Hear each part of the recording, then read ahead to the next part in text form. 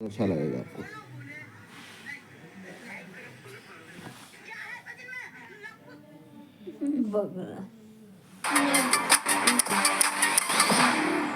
आज का वीडियो अगर आपने एंड तक देख लिया तो आई कैन गारंटी यू, अगर आपको के फीवर हुआ है तो वो ऑन द स्पॉट उतर जाएगा। इंडियंस नॉट अलाउड, ऐसे बैनर्स सोल के ऑलमोस्ट हर क्लब्स के बाहर लगे हुए। इस्लाम एंड हिंदूज आउट, ऐसे बैनर्स स्पेसिफिकली कोरिया के दाएगो सिटी में काफी कॉमन है। ओह माय गॉड, ये क्या है? इस्लाम आउट, हिंदू भी लिखा है इसमें। अब ऑफ कोर्स सोल के कुछ क्लब्स या फिर बाकी सिटीज में ऐसे बैनर्स ना भी हो, फिर भी ये कोरिया की ग्राउंड रियलिटी है। अब मैं आपको एक सिचुएशन बताती हूँ। सोचो अगर आप कपड़े खरीदने जाते हो और दुकान में जाते ही जैसे ही आप कपड़े को छूते हो तभी ही वो दुकानदार तुरंत उठ के अपने कपड़ों को साफ करने लग जाता है, आपको कैसा लगेगा? वेल, कोरिया में इंडियंस के साथ ऐसा कई बार हो चुका है। Have you ever faced any form or type of racism or discrimination while living in Korea? When we go for shopping, when we take look at the dresses and all, then they be like, they come very fast, like they'll be sitting and relaxing. They just come dash and they're like, dust it. Okay, I'm not buying. In fact Indians ही क्या, South Korea में 10 में से 7 foreigners का ये कहना है कि उनके साथ साउथ कोरिया में कभी ना कभी रेसिज्म जरूर हुआ है। एक्चुअली बात ऐसी है कि ब्रिटिशर्स के बाद अब साउथ कोरियंस इंडियंस को अनटचेबल और इंफीरियर मानने लगे। सेम कॉलोनियल हिस्टोरिक बैकग्राउंड और हमसे भी छोटी इकोनॉमी होने के बाद भी जानते हो कोरियंस हमें क्यों हेट करते हैं? वेल, सिर्फ 2 ऐसे बहुत ही सुपरफिशियल रीजंस की वजह से, जिसे सुनकर आपको लगेगा कि कोरियंस की सोच, इतनी एजुकेटेड कंट्री की सोच इतनी छोटी कैसे हो। बंद कर दिया, ठीक है ना, चालू कर दिया। अब हम इसी को छोटा करते हैं, अब देखे नहीं होगा। बोला छोटा हो जाएगा। इतना कर दिए ना, देखिए For Koreans, हो रहा है। why नहीं होता। why that policy? Why that policy? छोटा है ना, Yeah, but you cannot discriminate like that, right? Video का लाइक कर देगा इस सामने। Only for Koreans, no Indians। ये मंजर कहीं और का नहीं बल्कि हमारे ही देश का है, जहां हम इंडियंस को ही रेस्टोरेंट्स में आना मना है। एक्चुअली आंध्र प्रदेश के अनंतपुर में किया मोटर्स के मैन्युफैक्चरिंग प्लांट के आसपास करीब 15 से 20 कोरियन रेस्टोरेंट्स खुले हुए। इन रेस्टोरेंट्स में जब द वायर ने स्टिंग ऑपरेशन किया तब ये रिवील हुआ कि इन कोरियन रेस्टोरेंट्स में इंडियंस के लिए डाइन इन तो छोड़ दो, वहाँ इंडियंस की एंट्री तक बैन है। इनफैक्ट इन कोरियंस में इंडियंस के प्रति हेट इस लेवल तक है कि वहाँ रेस्टोरेंट का स्टाफ भी उन लोगों ने इंडियन नहीं रखा है बल्कि नेपाली सिटीजन रखा है। कहाँ काम करते हैं? ये इधर ही काम करते हैं। आप इधर ही काम करते हैं? जी। अच्छा, तो आप तो इंडियन है? नहीं, नेपाल है। नेपाल से हैं? कैन यू बिलीव दैट ये सब हमारे जमीन पर हो रहा है? सो बस सोचो, अगर हमारे ही जमीन पर ये हो सकता है तो साउथ कोरिया में किस लेवल तक का रेसिज्म होता होगा। सो हाल ही में राज, जो कि एक कोरिया बेस्ड इंडियन यूट्यूबर है, उसने अपने सटल क्रेजी कोरिया इस चैनल पे इंडियंस के खिलाफ हो रहे एक काफी इंपॉर्टेंट इशू को अपने व्लॉग से हाईलाइट किया। राज दरअसल पिछले 9 साल से कोरिया में रह रहा है, पर पिछले साल ही वो अपने न्यू दिल्ली से आए दोस्तों को कोरिया घुमा रहा था। तब उसके दोस्तों ने उसको कहा कि क्लबिंग के लिए चलते हैं, बट राज कभी कोरिया में क्लबिंग के लिए नहीं गया था। उसके लिए भी कोरियन क्लबिंग ये फर्स्ट एक्सपीरियंस होने वाला था, तो बीइंग अ ब्लॉगर राज उस एक्सपीरियंस को रिकॉर्ड करने लग गया। अब जैसे ही वो पहले क्लब में पहुंचता है, देखना उसके साथ क्या होता है। उनको गार्ड बस इसीलिए अंदर जाने से रोकता है क्योंकि वो इंडियन है। उनसे वो गार्ड कहता है कि ये क्लब में तो अलाउड नहीं है, आगे वाले क्लब में ट्राई कर लो।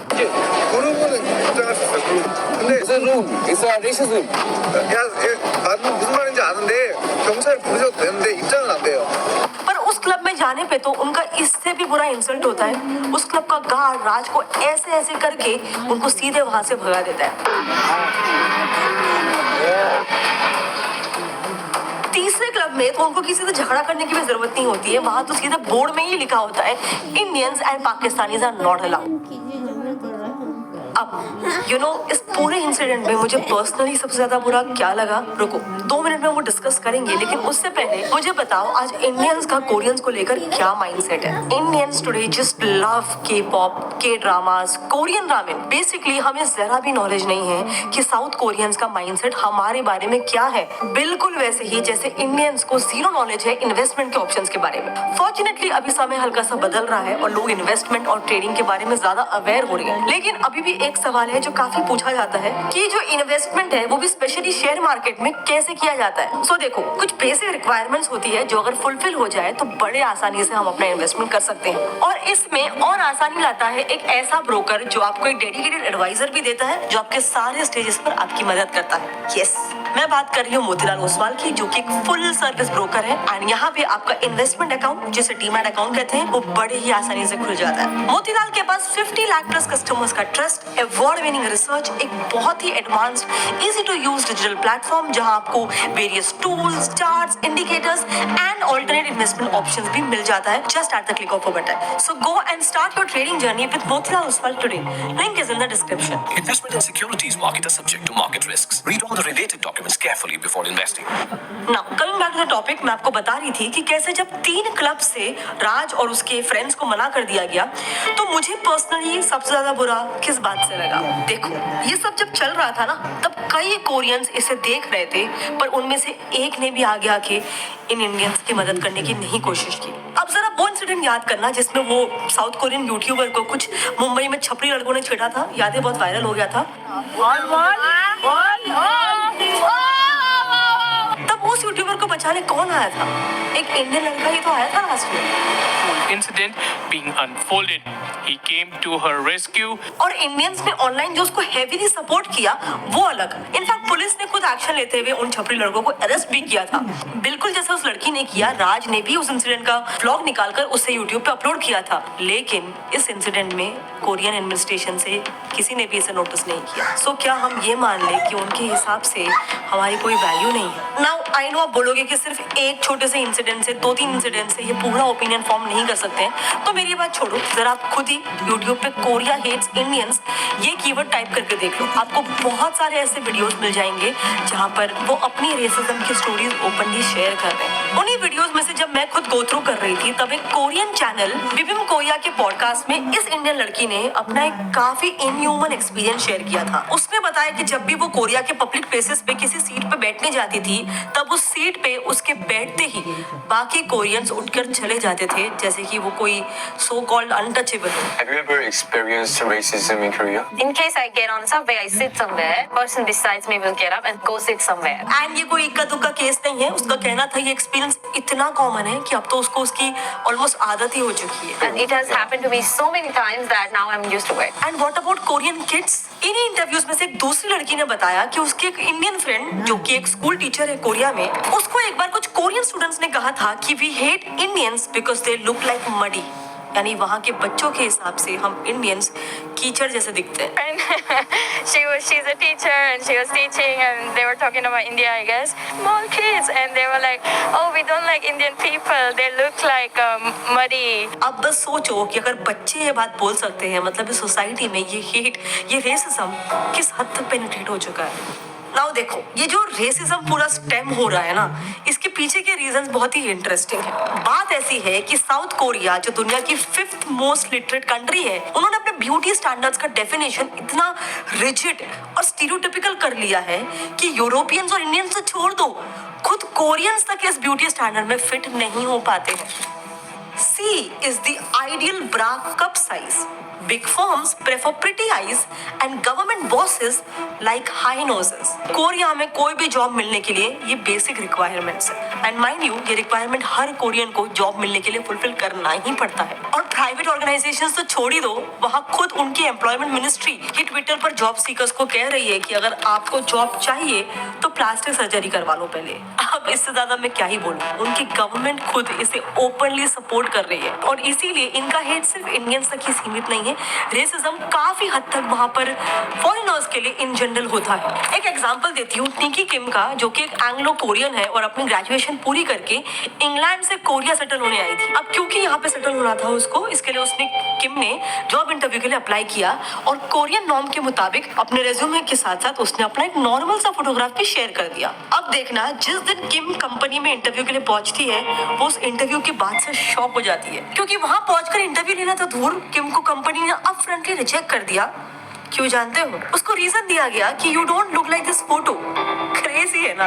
इसके बाद भी किम को इतने रिजेक्शंस मिले कि वो इंग्लैंड लौट गई फाइनली। बट ये इंस्टेंस कोई पहला नहीं है या फिर कोई यूनिक इंस्टेंस नहीं है। कोरिया में ये काफी नॉर्मल है। इसे एक्चुअली ओइमो जसांग जुई कहते हैं, जिसका लिटरल मतलब होता है लुकिज्म या फिर लुक्स आर सुप्रीम। बेसिकली जैसे इंडिया में आपको सिर्फ रेज्यूमे देना होता है, लेकिन कोरिया में रेज्यूमे के साथ कैंडिडेट के लुक्स काफी मैटर करते हैं। और ऐसा वहाँ 1 या 2 कंपनीज में नहीं। एक सर्वे जिसमें कोरिया के 900 बिजनेसेस को सर्वे किया गया था, इसमें by the way government offices भी इंक्लूडेड है। उन 900 में से 60% बिजनेसेस में एप्लीकेंट्स को फोटो सबमिट करना मैंडेटरी था और आगे चल के फिर कैंडिडेट का सिलेक्शन भी एक्चुअल लुक्स पे ही डिपेंड करता था। इसीलिए कोरियंस में आप देखोगे कि वो अपने ब्यूटी स्टैंडर्ड्स को लेकर इवन वेस्टर्न फॉरेनर्स को भी डिस्क्रिमिनेट करते हैं, और सिर्फ लुक्स और कलर के लिए नहीं, वहाँ पे लैंग्वेज और रीजन स्पेसिफिक भी डिस्क्रिमिनेशन होता है। But you always feel different. It's not.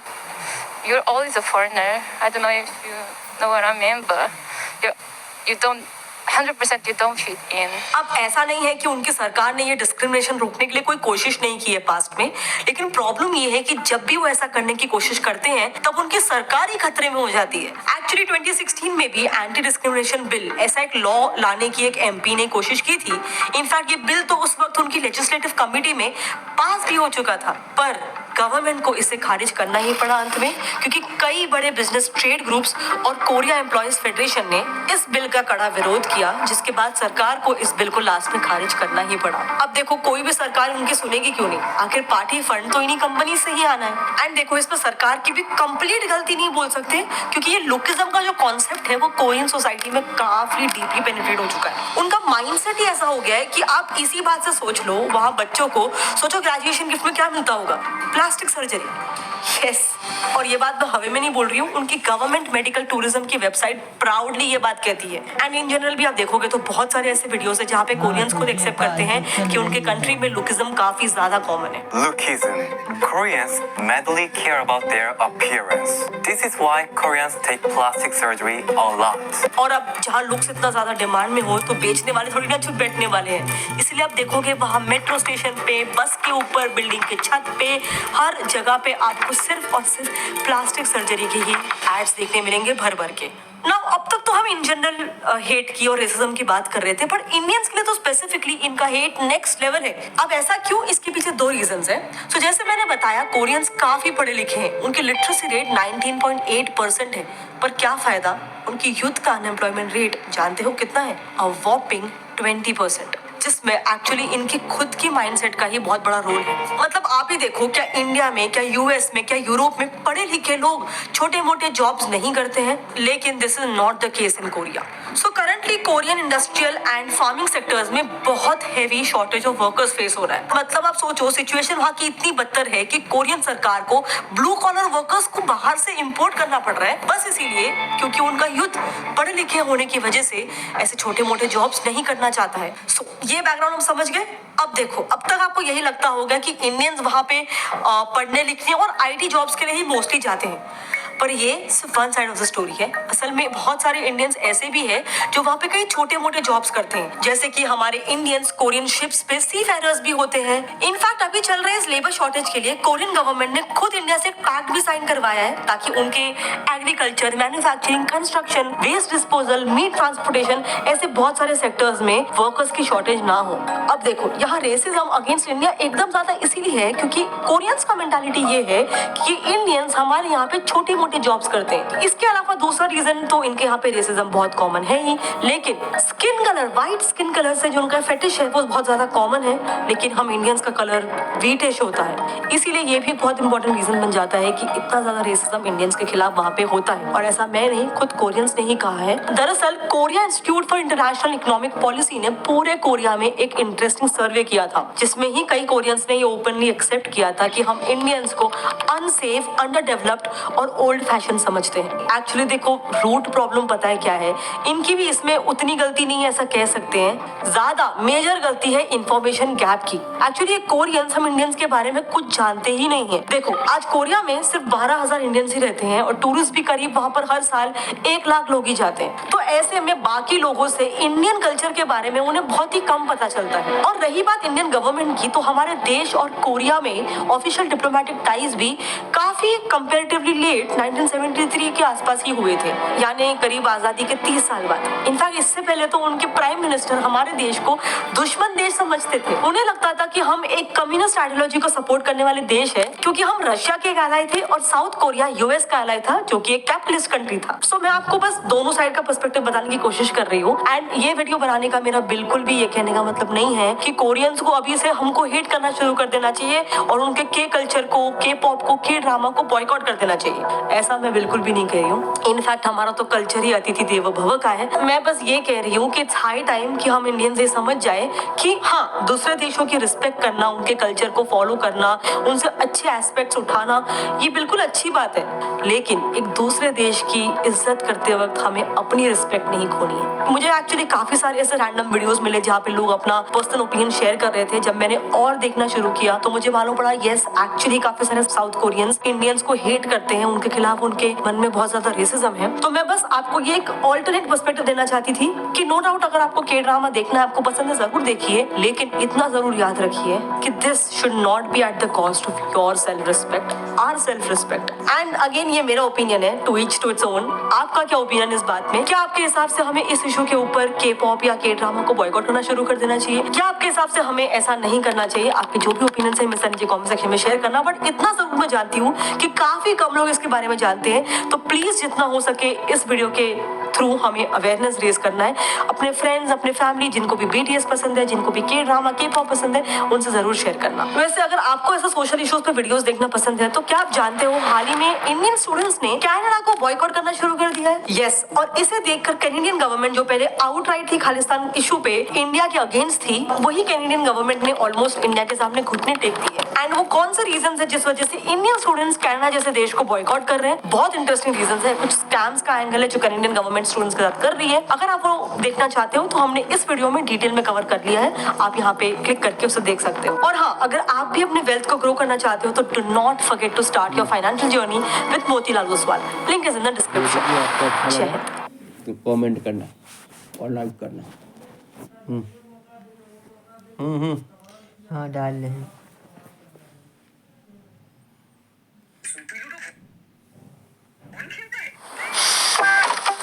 की देख रहे खुशबू ऑर्डर क्या खुशबू। हार्दिक पांड्या और नताशा स्टैनकोविक, युवराज सिंह और हेजल कीच, एस जयशंकर और अब ये ब्रिटिश डिप्लोमेट रायन हैरिस भी। एक टाइम था जब अमेरिकन मैन या फिर यूरोपियन मैन ज्यादा डिजायर थे, लेकिन नाउ इट सीम्स हाईलाइट में आ चुके हैं हमारे देसी मैन। फॉरेन मैरिज एक्ट एफएमए के अंडर रजिस्टर होने वाले मैरिजेस इंडिया में पिछले 10 सालों में स्ट्राइकिंग 60% बढ़ चुके। जो आक्रोश है, आज का वीडियो रिएक्शन हम उसी पे देंगे और कुछ न्यूज़ और साथ साथ कुछ रील्स भी देखेंगे। तो आज में हम लोग ये एक न्यूज़ है जो कि